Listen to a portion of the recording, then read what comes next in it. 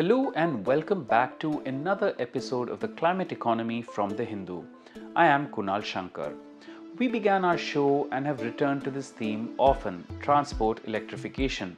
Justifiably so because it's the third largest sector globally in terms of carbon emissions, only behind energy and industries, but also because it's a sector with rapid developments worldwide, transforming how we envision mobility now and in the future.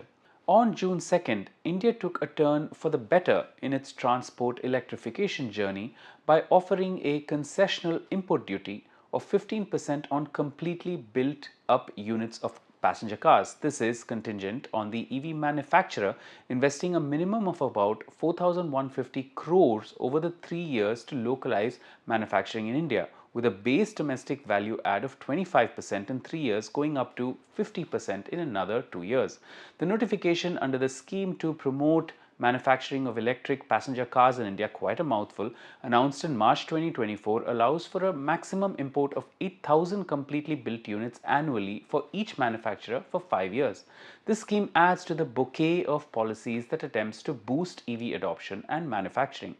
But does it do enough to rapidly expand EV adoption? And more crucially, the technology that powers EVs, the batteries, could its production be localized with this scheme? To shed light on this, I spoke to Shouvik Chakraborty at the Political Economy Research Institute at the University of Massachusetts at Amherst in the United States.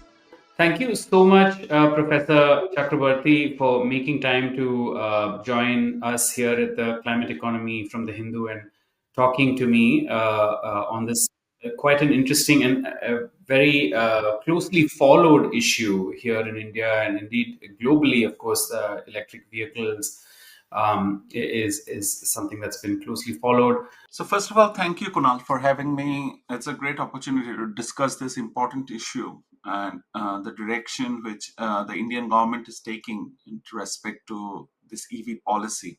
I think I'll come to the question, which is many have, including you, I think, in interviews to the Hindu, have pointed out that this may still fall short of India's larger ambition to really attempt full scale electronic vehicle manufacturing here, much like what has happened with the internal combustion engine. So, let me begin by asking, firstly, since it's now well known, common knowledge that countries like China and South Korea, and even to some extent Japan, which is really focusing much more on hybrids, how did they get to where they are today? China undoubtedly is the undisputed leader in electric vehicles. How did they firstly get to where they are today? Now, it's important that you at the end mentioned about China and South Korea and all these countries. First, to understand what India is doing, we need to understand what the development trajectory of China and South Korea had been. See, China, unlike South Korea, was not a big auto industry. South Korea already had two giant chaebols or the firms which the automakers. Hyundai was one, and the sister company Kia was there. But if you look at today's statistics, China is way ahead than any of the competitors in the world. Now, why were they able to do it? The reason is in many ways. One, they developed the technology it was needed to build this EV industry. Two, they have a very solid integration of their supply chains, including the processing of minerals like rare earth metals to the battery production, which is a key ingredient to the EV vehicles. And they are not dependent on any other economy to produce those parts. That's why China is a very unique case where their domestic technology is way ahead. And then also compared to even when US was thought to be a leader, even though in US many of the companies in the car auto industry, right? One time we knew about Ford, GM, all these Yes, companies which were like the auto giants. industries of giant auto companies. Yeah. But you will find that they are also lagging behind because they are also dependent on these economies like China and all for batteries and technology. And And they technology, are, technology, yes, yeah. yes, and the reason is, so how did China did it? China did not do it just by importing the technology. They independently developed that technology. They independently developed that supply chain needed to produce these electrical vehicles and become a global leader. Now, in the Indian context, it is important to understand that India, just by importing the cars, or even if we by some imagination think that some auto vehicle foreign manufacturers will come and develop manufacture cars in India, India cannot automatically become a global leader on it, or just by importing a few foreign electric vehicles. That's not the path. The path is self depend is to become self independent. And to do that, what China did was, first of all, even if it is a late start, it's okay to have a late start, but at least you have the correct start. In the sense, India needs to develop its own indigenous technology, what its advantages are in this field. And India already has companies like Tata, Mahindra, all these companies which have uh, auto industry in place. In that sense, I am saying India is not that way behind in the auto industry. They have a domestic car industry where there is a lot of penetration. Right. Now, Rather there robust, internal combustion engine, which is completely manufactured here. Yeah. manufacture, and that's why they can take a trajectory where they do their research and development and develop their independent supply chain, and don't just depend on the electric vehicles being imported from abroad. See, personally, I think, in my opinion, it's that importing of electric vehicles does not necessarily imply a technology transfer would necessarily happen in that respect to the industries. It's not that Tesla tomorrow or some company or Ford tomorrow will build up a factory and would immediately share the technology with Tata and Mahindra to develop. They have to independently develop that. And for that, as in China's case, India needs a strong industrial policy, strong government support to these domestic industries to develop, and also a comprehensive research and development program where they have a direct, where the technology being developed is indigenous in some sense, supporting the needs and requirements of the Indian population and not just an imported one. An import policy, although the scheme that the government has planned doesn't necessarily only focus on import. I mean, it's one component of it. At least that's how the government wants it to be viewed. That the import component of it is part of a larger protracted strategy to attempt technology transfer, or at least to localize manufacturing even if there isn't technology transfer. That's actually an important point to be made, because as you rightly pointed out, the lithium ion batteries, lithium iron phosphate batteries, which is now the mainstay of most EVs. The proprietary production technology itself is actually localized in China right now. CATL being a major behemoth, and also BYD, Build Your Dreams.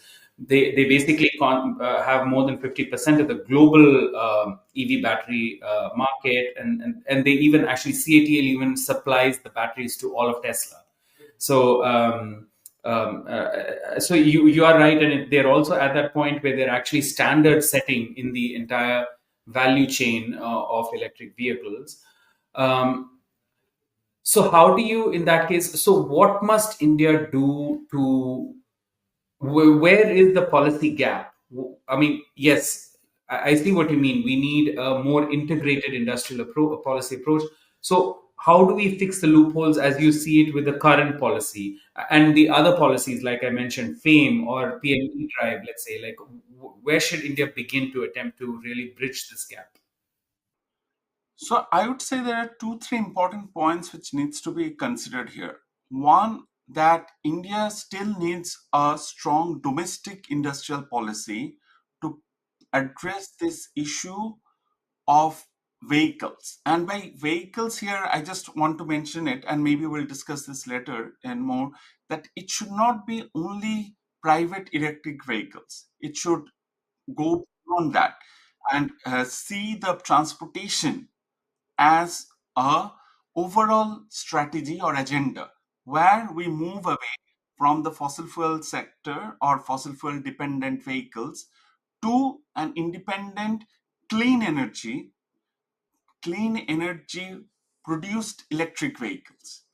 By that I mean that it's very important to understand if that when we move even towards clean vehicles or electric vehicles, doesn't mean that it's always necessarily a clean electric vehicle, because that electricity is produced through fossil fuel sources, then it doesn't help. If it is produced, we are contributing very equally through that coal production, that Right. electricity. Right. In So fact, it's what counterproductive. Yeah.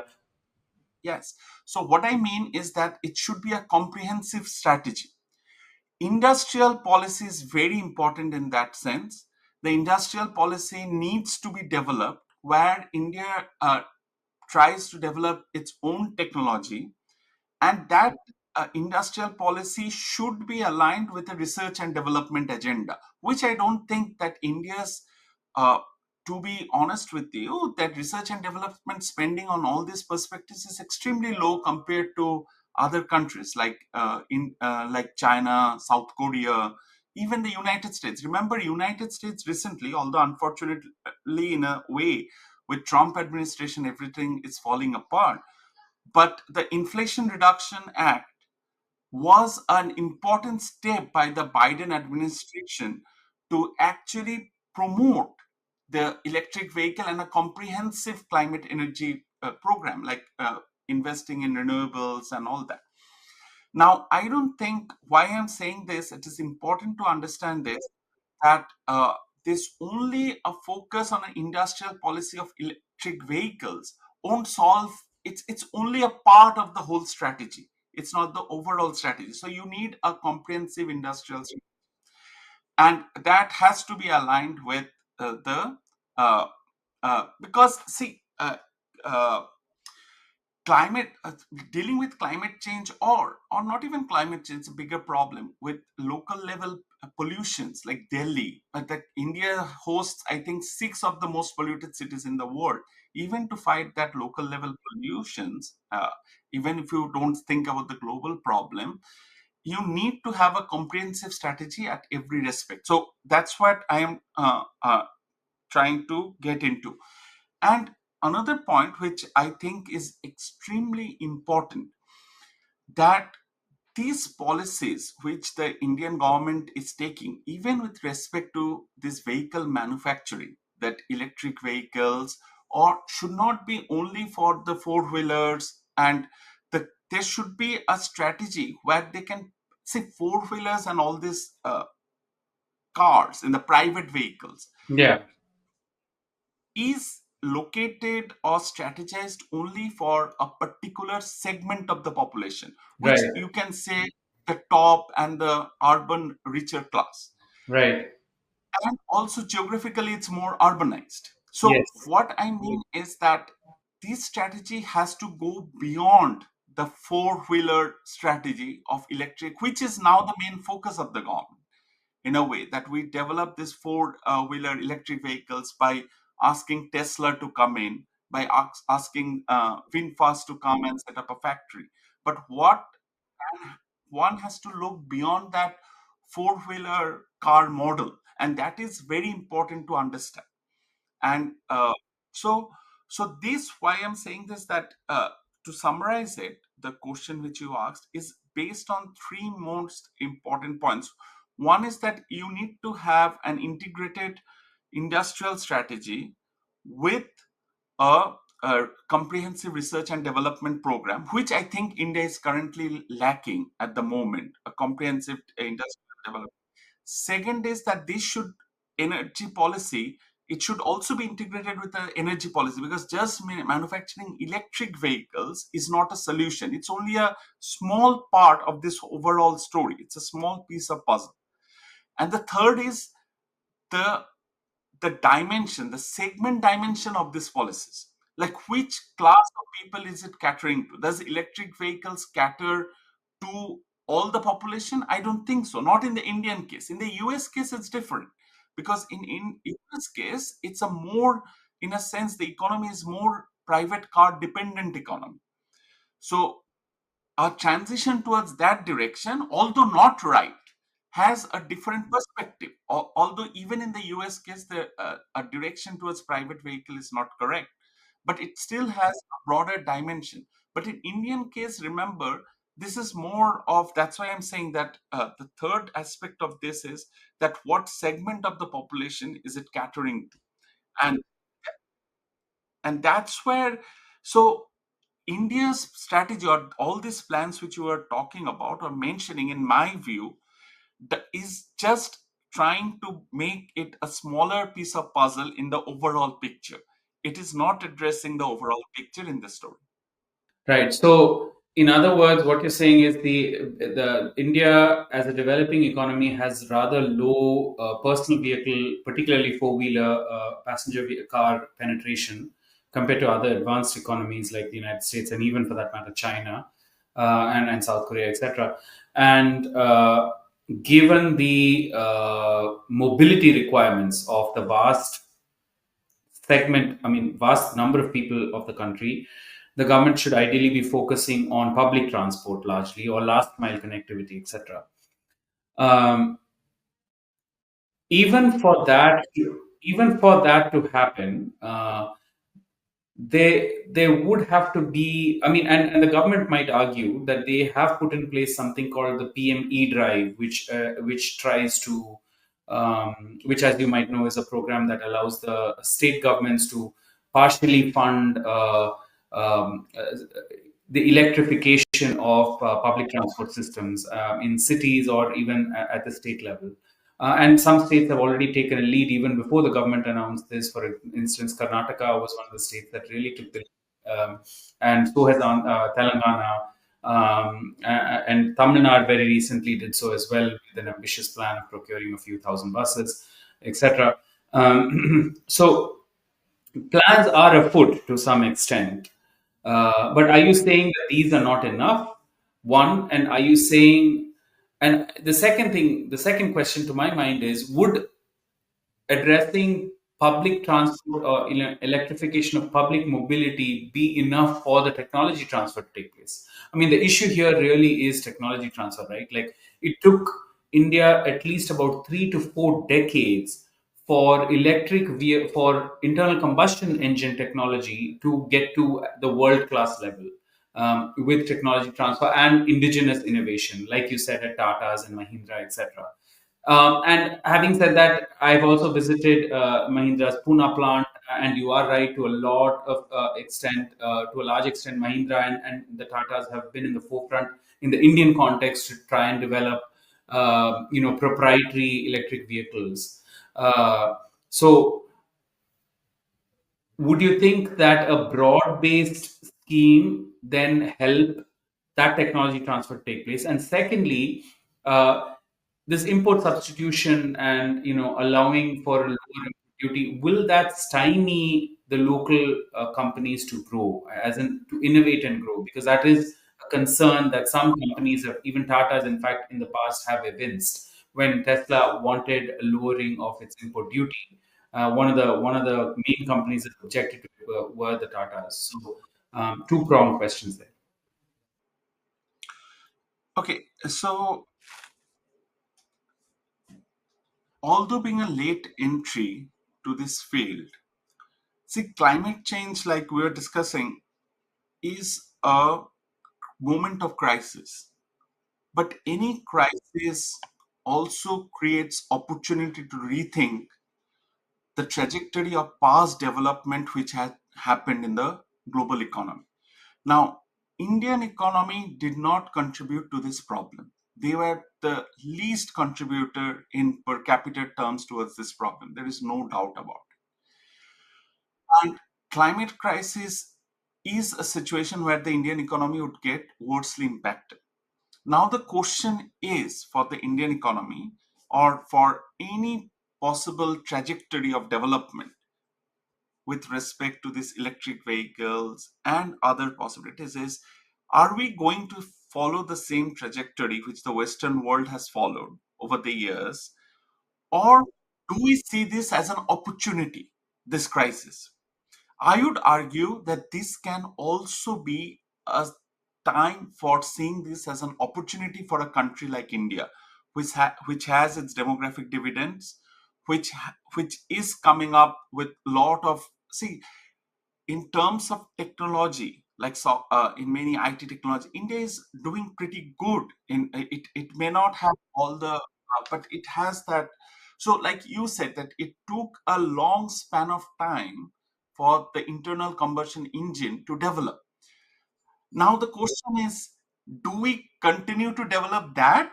Maybe not. Or do we continue to develop a new trajectory of Right. electric No, vehicles? so my question is, do we wait for that long? Like, can we afford to wait for another 30 years for that technology to transfer, right? Like, yeah.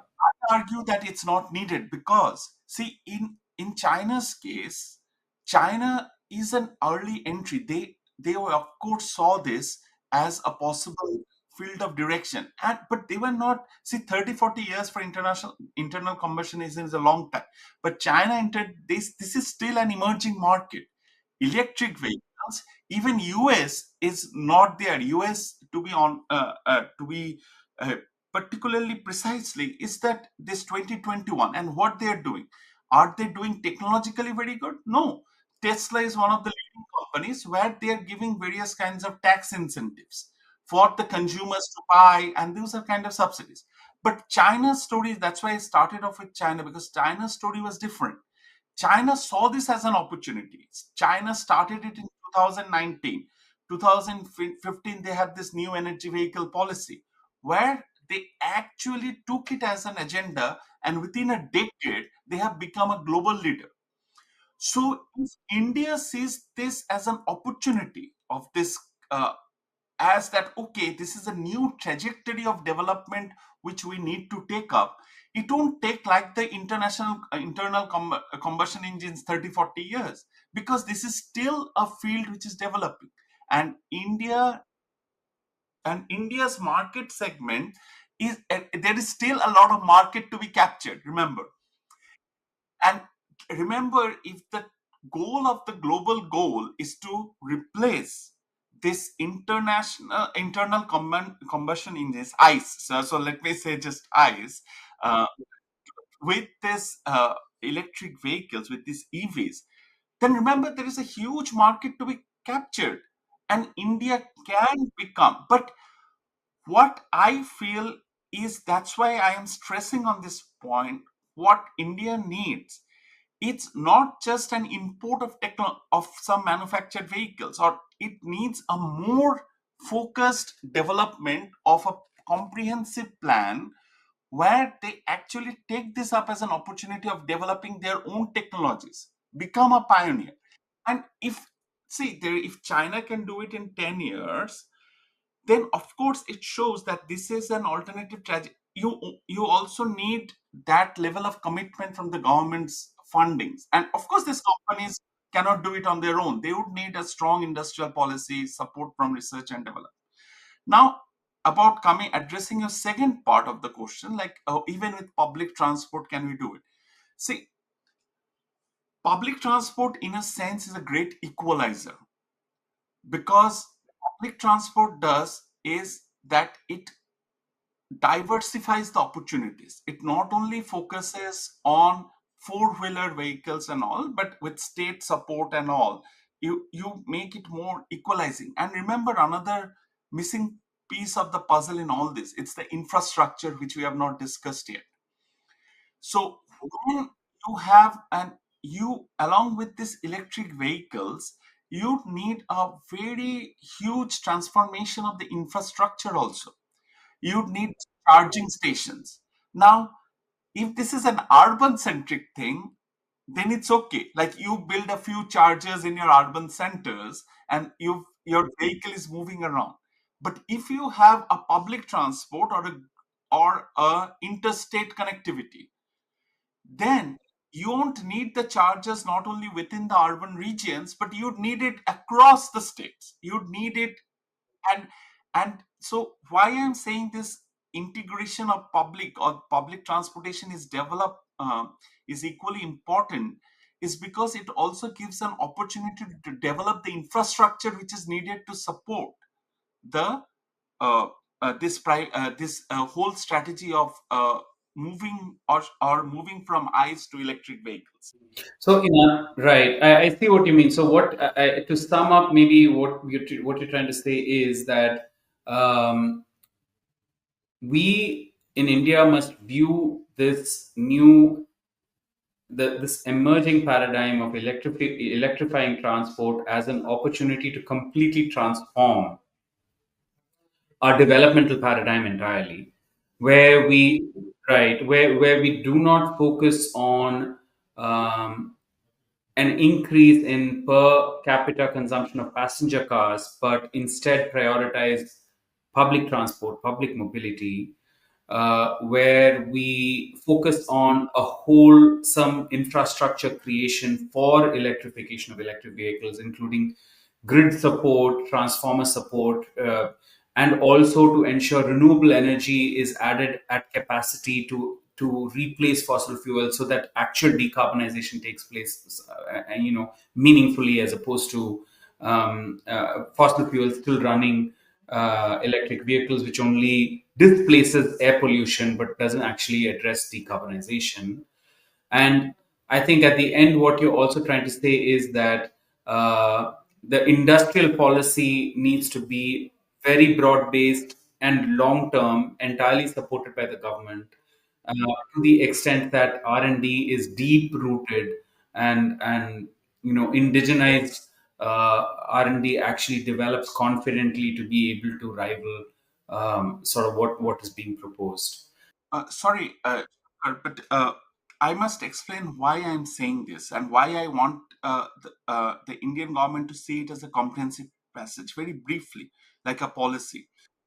Uh, See, India has become a poster boy in the world of putting up like some solar panels with pictures of like, oh, here is a solar panel in India, here's a solar utility field in Gujarat or in Karnataka and all.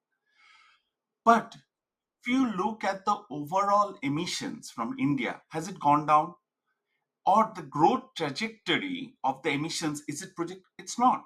The reason is while we are putting up those solar panels, our consumption of coal has increased in the country tremendously.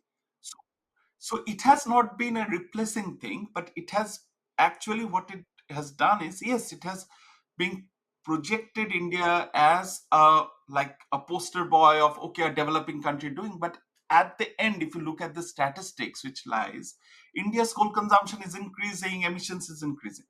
So, why I'm trying to say that it's important to do it as a comprehensive policy is because if you just look at manufacturing electric vehicles, it's again a very small piece of the puzzle. It's not the whole. So, yes, you might have an industrial policy manufacturing private electric vehicles, even if, for the time being, let's assume, even if it is successful, what does it eventually attain? Does it attain solving this crisis? I don't think so. Does it even help in solving the local pollution? I don't think so. Because with electric vehicles, if you at the same time have an expanded diesel dependent public transport or even like Yes, fossil right. fuel I substitute, follow what you mean. Yes, yeah, right. and also people are buying like internal combustion engine vehicles, ICE vehicles, and how is it going to help the overall trajectory? It's not. So you need a comprehensive policy to which, as I said, should depend on a comprehensive development of an energy policy, a technology, developing their own indigenous transfer technology, where they are not dependent on supply chains like China. They are not dependent on supply chains from battery production of lithium ion to the production of the car. Of course, you in today's world you might have to depend on some parts, but the overall supply chain is very strongly built within China. Within China. And So that's something that we can emulate or attempt to emulate. Yeah. exactly. And that's why this whole strategy and this infrastructure development, which comes as a broader strategy of EV vehicles. When you have a public transport which is EV dependent, it will move beyond cities. It will move to the rural areas. Right. It will Right. move to other sectors. So that's why I wanted to give it a comprehensive point, and that's the reason why I did it. So a comprehensive approach toward what you see as a complete transformation of industrial policy, subsuming transport, electrification, and decarbonization within that. So essentially, looking at the entire industrial policy through a climate lens, a climate proofing lens, which will attempt to decarbonize the entire sector. I think that was a great overview of how you see this new intervention by the government. And as you rightly said, there's a long way to go to sort of really understand this at this point.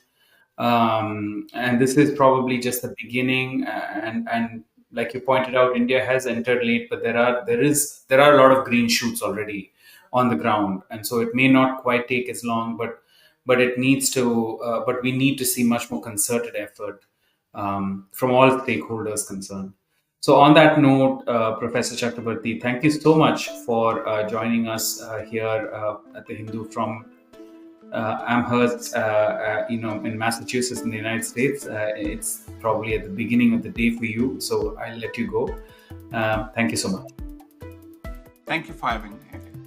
And that's all we have on this episode of the Climate Economy. If you like this video and would like to hear more about how climate change is reshaping our economies, do hit the bell icon on the Hindu's YouTube channel and do write to us, or better still, send us a video recording of your questions to climateeconomy@thehindu.co.in, and we'll do our best to feature them and get them answered. Bye for now.